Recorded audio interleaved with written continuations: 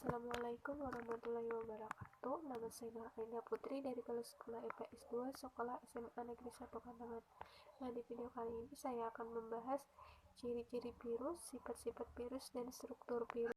Pertama, yaitu ciri-ciri virus. 1. Hanya dapat berkembang biak dalam sel hidup. 2. Hanya butuh asam nukleat untuk berproduksi, yaitu DNA atau RNA.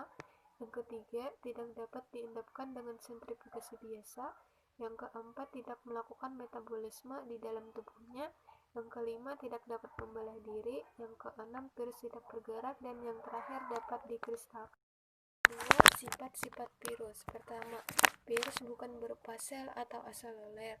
Suatu benda dikatakan hidup jika terdiri atas sel, sedangkan virus tidak terdiri atas sel. Selain itu, virus tidak melakukan metabolisme di sel dan sangat bergantung pada hospesnya untuk tetap hidup. Yang kedua, virus hanya dapat memperbanyak diri dalam tubuh makhluk hidup. Yang ketiga, virus hanya tersusun atas satu jenis, yaitu DNA dalam satu asam nukleat, yaitu DNA saja atau RNA dengan selubung protein atau kapsid, serta tidak mempunyai sitoplasma dan organel.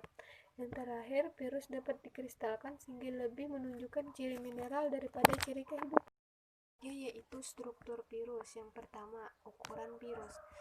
Virus memiliki ukuran sangat kecil dan hanya dapat diamati menggunakan mikroskop elektron dengan perbesar 100.000 kali. Oleh karena itu, tanpa bantuan mikroskop elektron, kita tidak dapat mengamati virus dan hanya dapat merasakan jika tiba-tiba tubuh kita terasa sakit karena serangan virus. Yang kedua, itu bentuk virus. Tubuh virus memiliki bentuk bermacam-macam. Apabila diamati menggunakan mikroskop elektron, tubuh virus dapat dibedakan menjadi 4 macam, yaitu sebagai berikut. Yang pertama itu berbentuk bola, misal virus influenza dan HIV. Yang kedua itu berbentuk batang, misalnya tuberculose mosaik virus.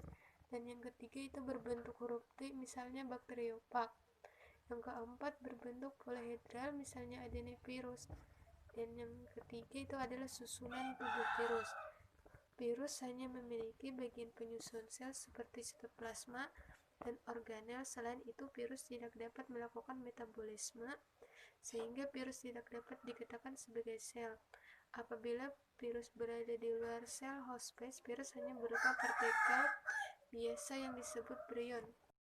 Perhatikan contoh virus dari saya, yaitu virus T atau bakteriophag, yang terbagi menjadi 3 bagian, yaitu kepala, leher, dan ekor.